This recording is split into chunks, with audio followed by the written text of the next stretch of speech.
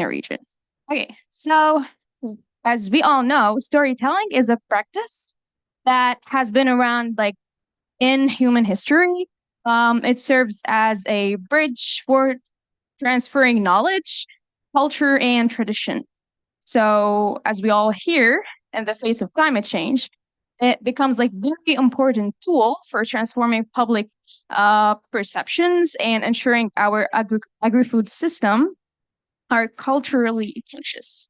So today, our diverse panel representing various global professions, we will unravel the impact of storytelling on education, media, and culture in catalyzing lasting change in our communities. So we're going to start by introducing our panelists. Khawla? Hi, everyone. It's such a pleasure to be here, serving as the last minute saving seat for someone who didn't show up. But I think I have something to say about storytelling. So first, I'm PhD. I have a PhD in applied math. Doesn't relate a lot on food for climate, but I have something to say here.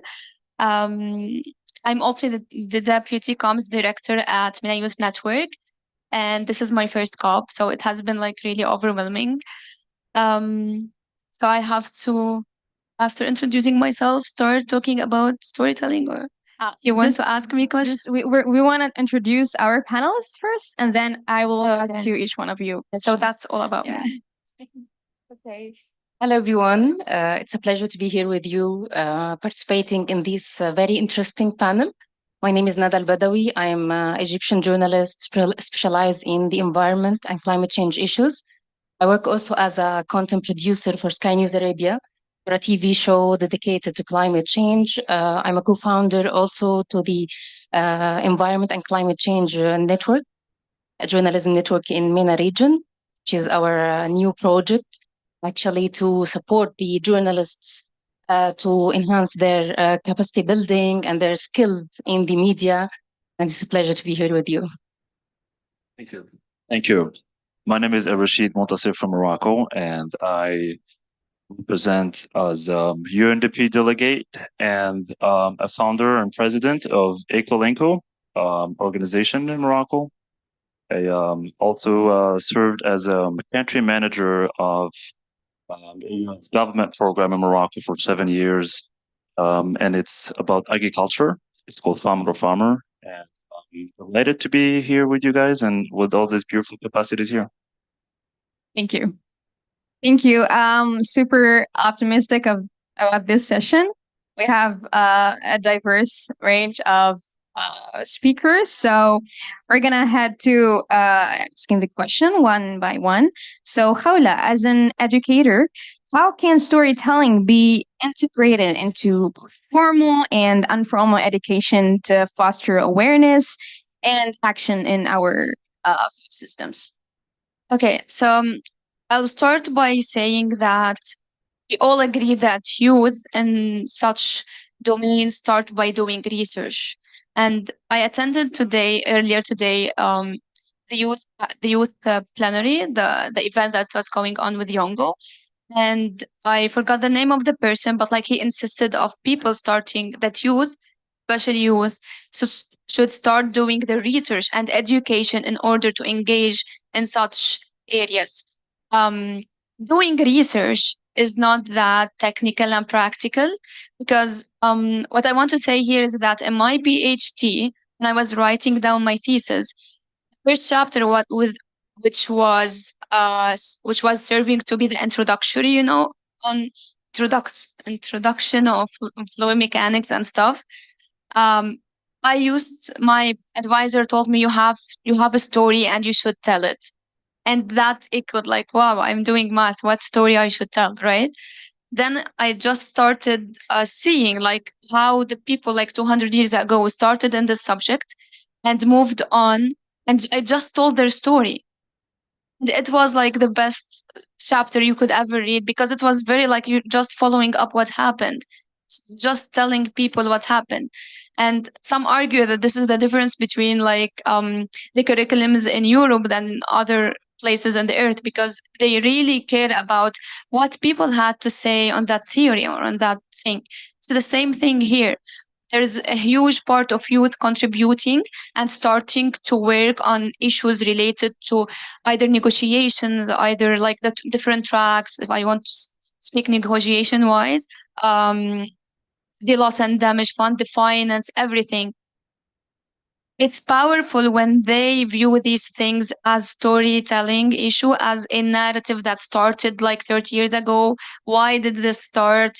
The like the political and geopolitical aspects that drove all this world suddenly to this top thing. This empowers them, this gives them the understanding tool. And it's when they understand first this aspects and this story that happened, and then they have their own story to add to that chapter. They have their own story to add on one of these papers. So I think storytelling is very important, not just for the action that you asked, Maysam, but first to understand what happened, why it's necessary that our narratives are in a storytelling shape in order to, because we're human, we should engage in other stories and other um let's say that the experience that drives what happened, the events, the incident, etc. As for the action, I think the journalists and my fellow here, like they will elaborate more on how the storytelling serves in their majors. But what I can say is that storytelling is the key that makes the non-interested people interested in this discussion. It's the key that will let everyone engage in this discussions that we are having here at COP. So yeah, that's.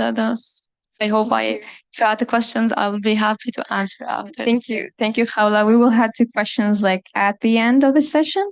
So I really appreciate that you came here as a mathematician and you were like, I don't have any relation with agri-food systems, yet you mentioned the importance of storytelling as a tool for education. Like, for example, for me personally, I still remember the stories that my teacher like told us more than like the books and like any other educational tool. So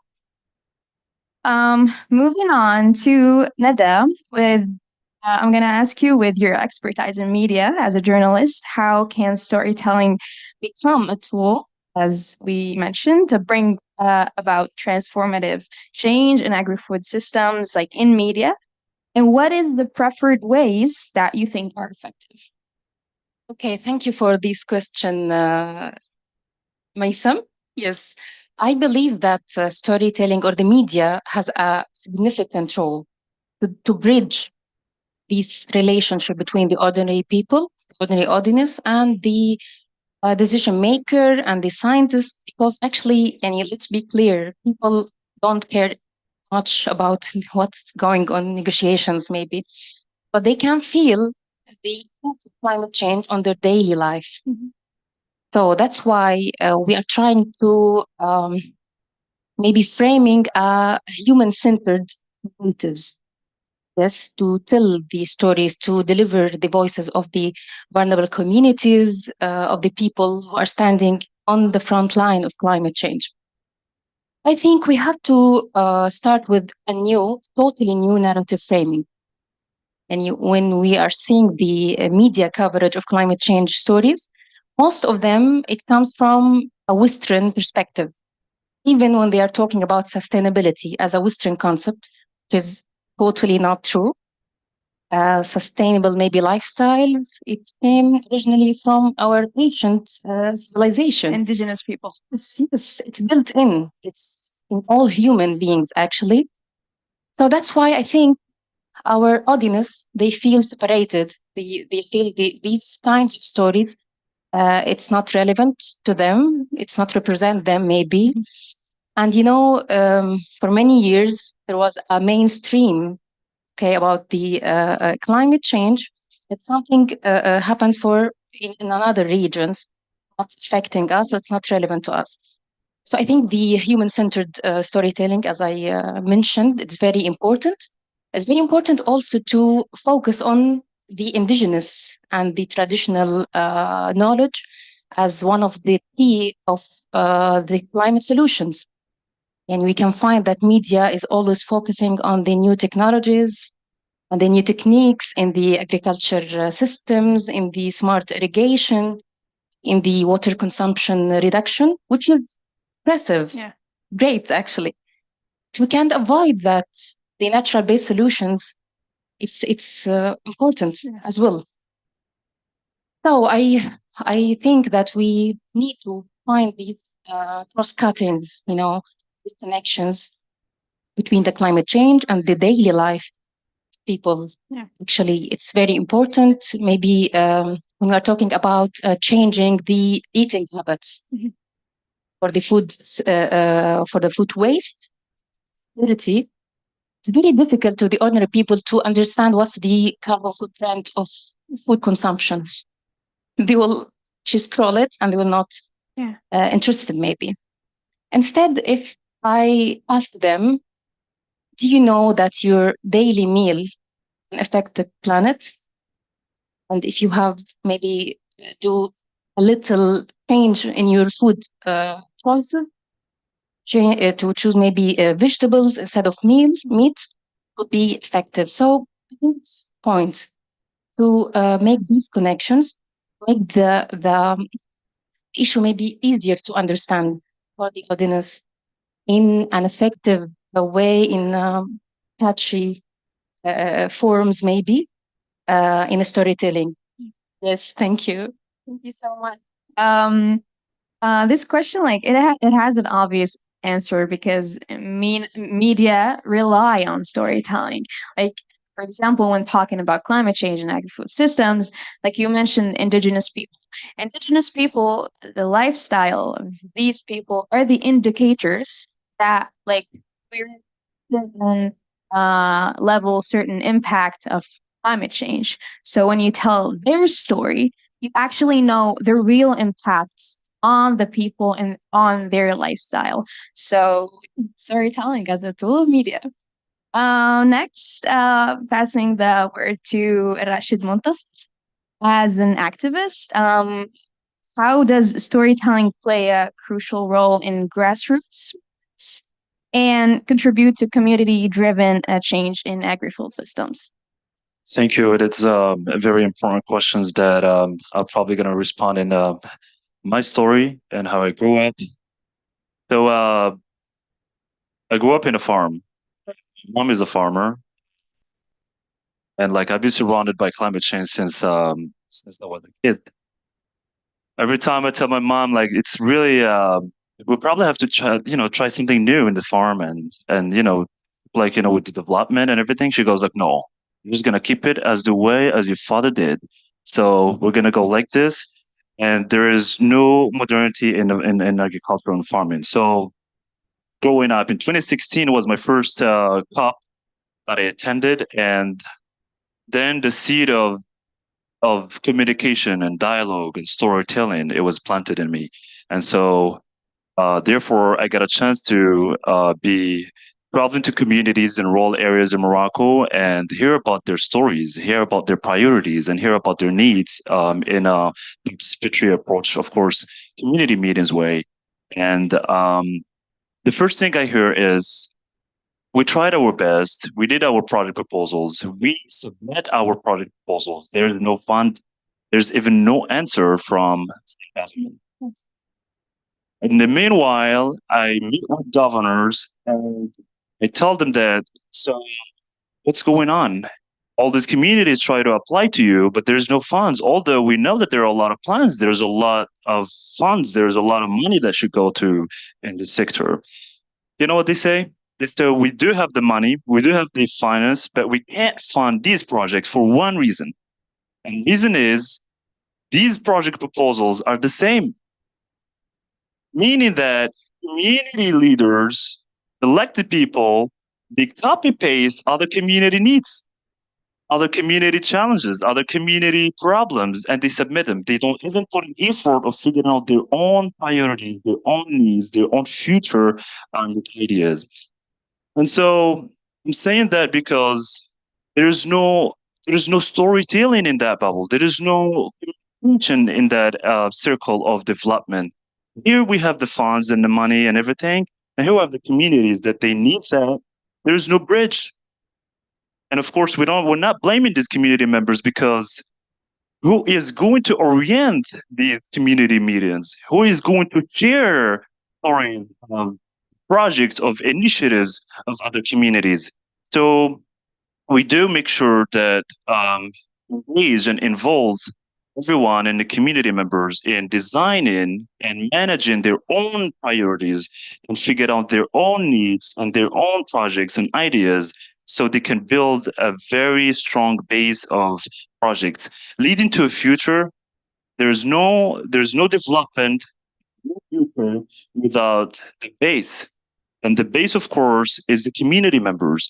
The base is the schools. The base is university students.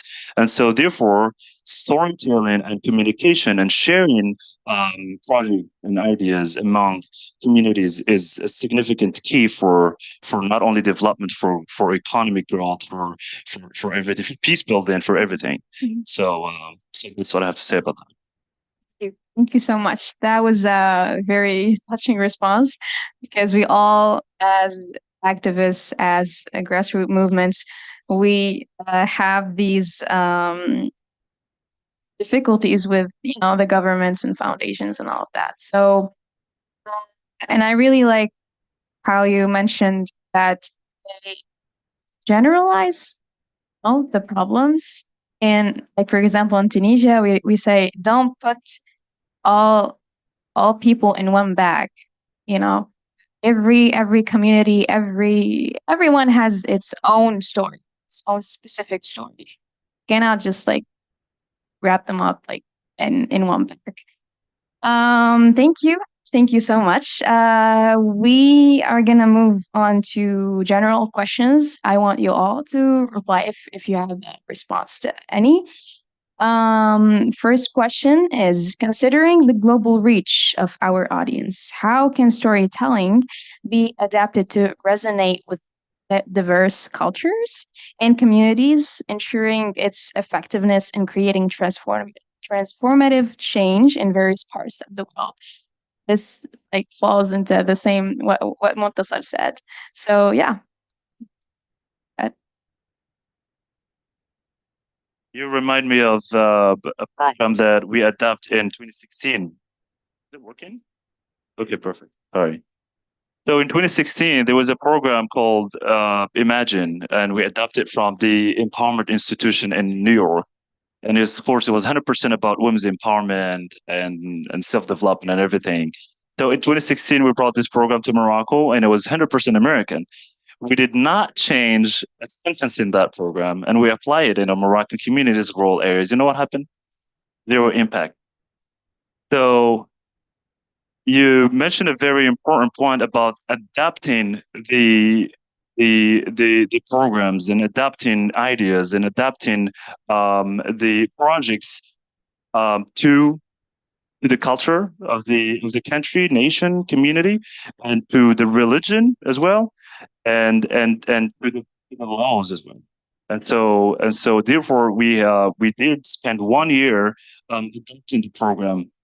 And of course, I'm not saying that it's going to be like progress 100%. It took a lot of energy and time in order to adapt the program.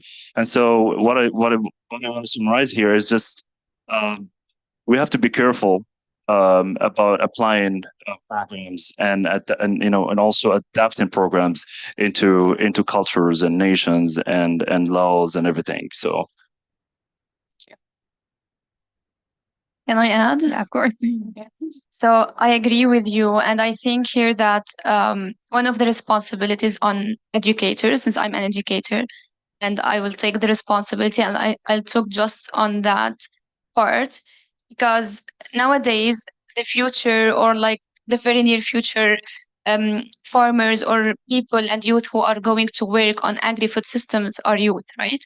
They're still either in universities or in schools, and it's now regarding storytelling, it's the responsibility of their teachers their educators to teach them how to communicate their needs, how to communicate their identities to their work.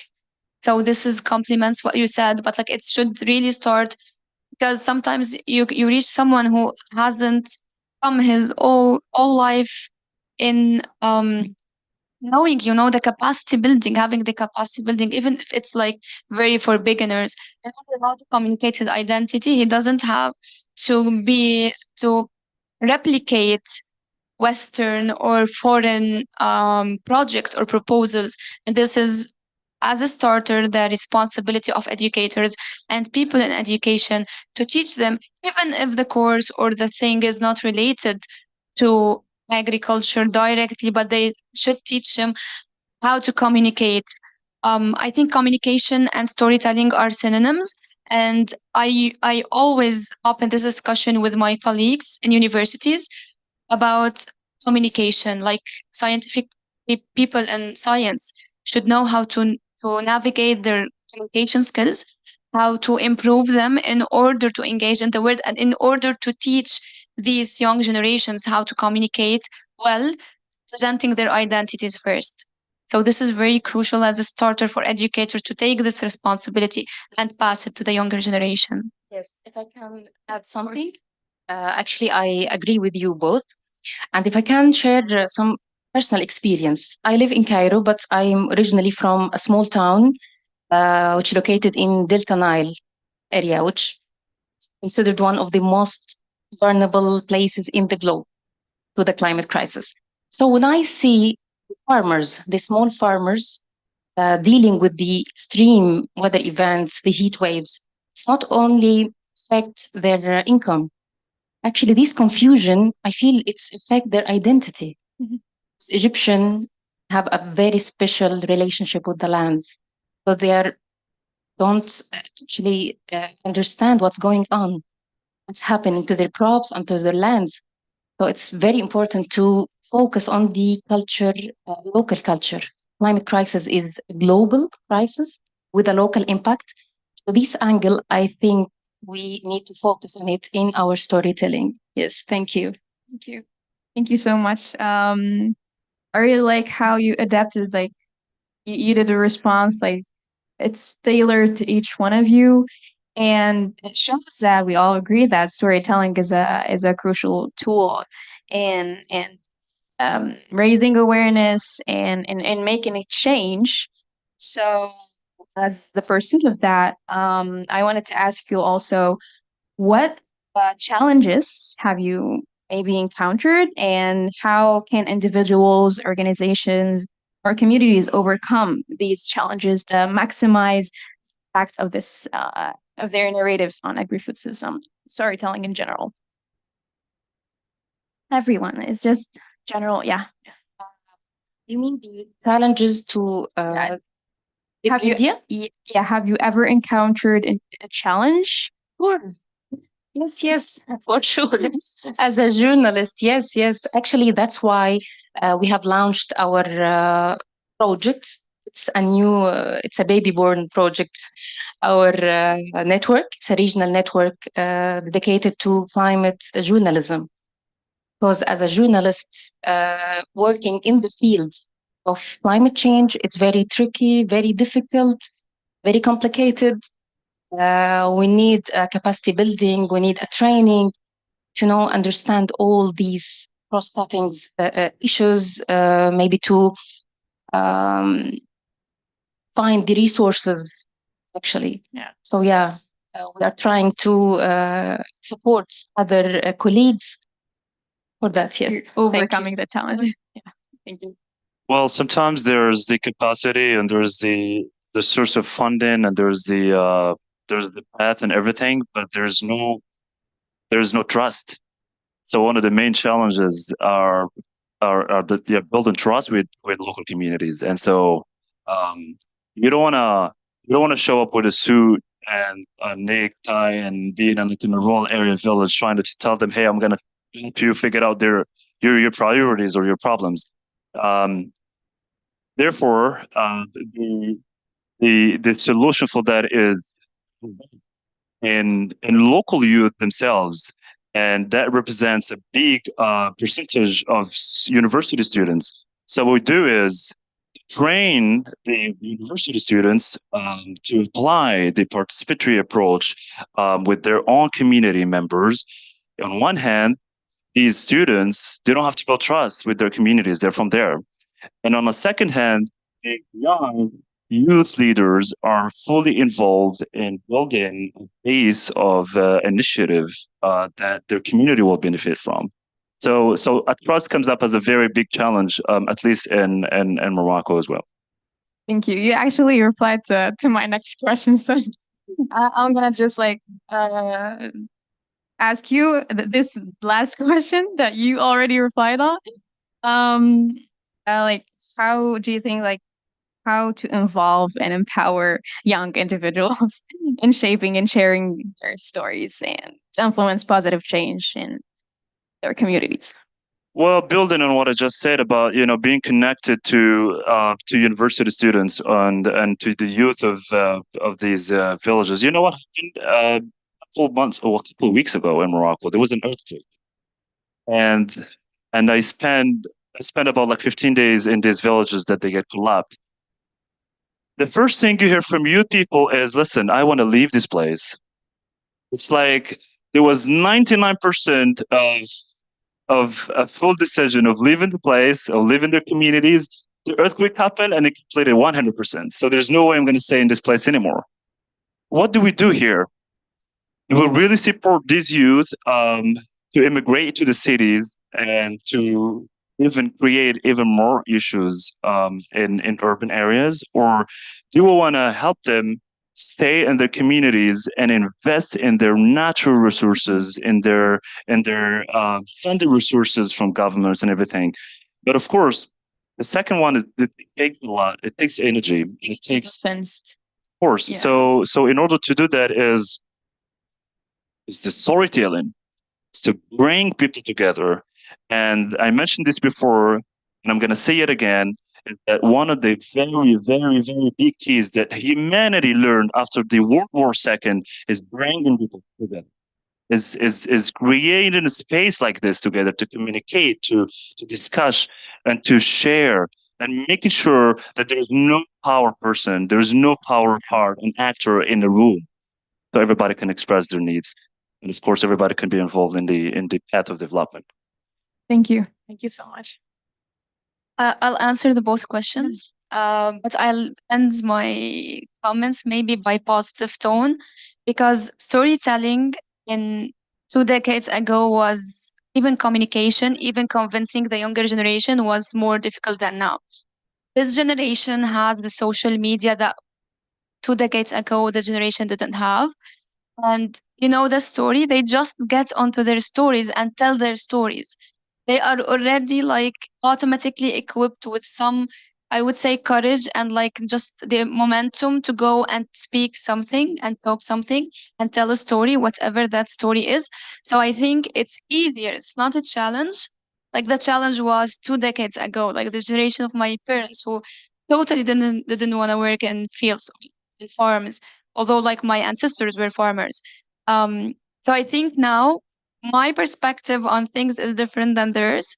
I seek and see potential in working in agriculture, although I come from very different region, like from very different domain of work. But I see potential in working there. My parents didn't have that or didn't think that way.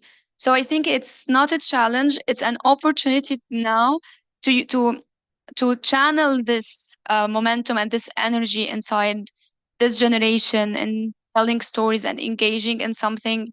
It's easier to convince them than 2 decades ago. Yeah, so I'll end here. Thank you. We have 9 minutes. Thank you. Um, okay, we finished all the questions. But if you want to ask a question, and I actually like have a question for the audience. We want to know, you personally, have you ever witnessed the power of storytelling in like shaping your views?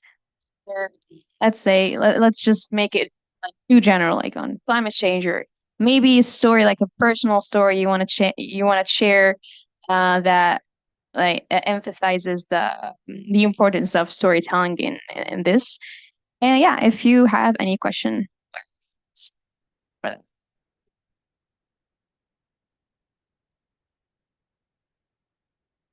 Yes.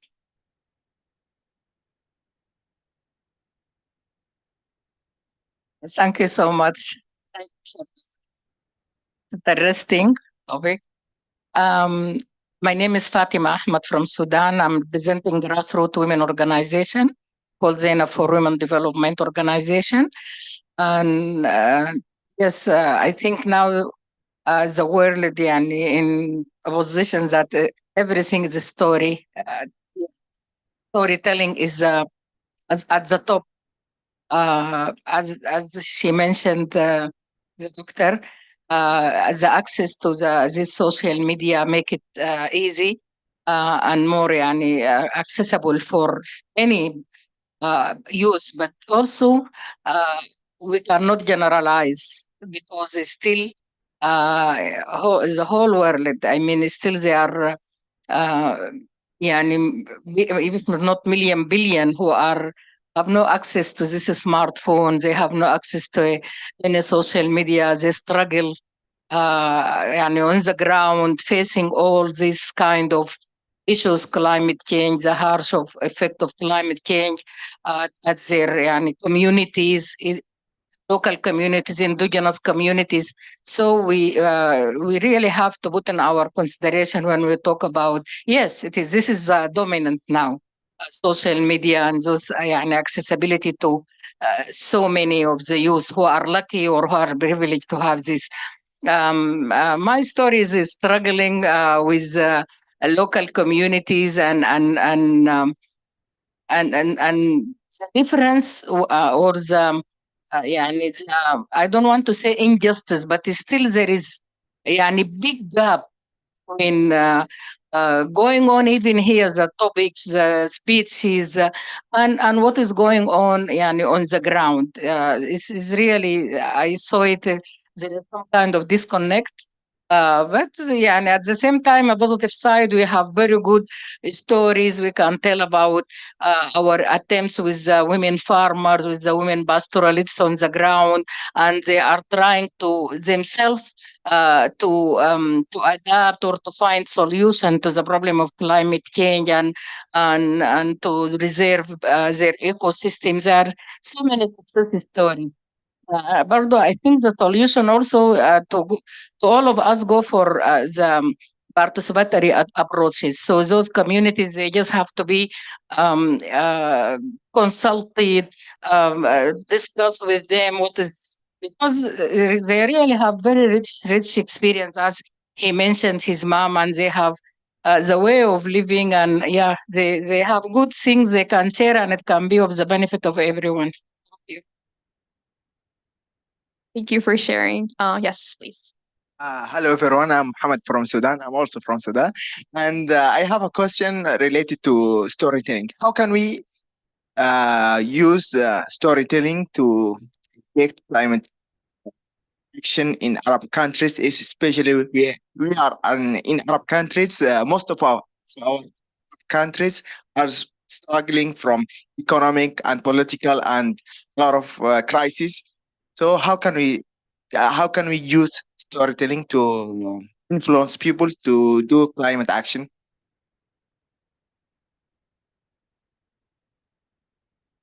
It's a very good question. And the first thing came to mind is first we should have to choose a theme. And as we all know, the priorities of Sudan is not as the priorities of Guatemala, as Panama. You know what I mean? So first we have to choose a theme, and then a focus, and start collect real data from already existed projects, from already existed initiatives, from clubs, schools, and universities, and transfer and translate that data into a story.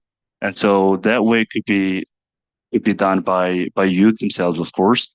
and by experts that they could share their stories as well, and then go to the area that, for example, affected by that theme that you choose at the first time, and try to involve not only the affected communities, but also local authorities, Ministry of Agriculture, Ministry of Education, so everybody in one circle, to send and shoot one message by the end of the day. So theme, real data from the field, and collective efforts in order to transfer that into storytelling for communities. Hope I answer your question. I can add something actually. It's not about to make a effective message. It's not about the message. What are you are saying in this message? Most of the climate stories focusing on the disasters, okay, on the phenomena, and it's increases the climate anxiety. And I'm not sure that the feeling of fear can lead to any positive action. So I think it's about making this balance between, okay, we are rising the red flag, are facing a crisis, but also to give hope. Okay, there's a solution. It's never too late, as I hope. Actually, I think this balance is very important. Thank you. Thank you so much. I would add last thing, the collective work, because as you mentioned, not all people have access to have the tools to tell storytelling. So it's a collective work for people who have access in that region to deliver their voices. And this way they amplify the issue, they amplify and transmit it regionally and nationally, and then maybe worldwide, amplify the scale. And this way you have at least a road, you pave the road to action. It's not like you just tell a story and you solve the issue.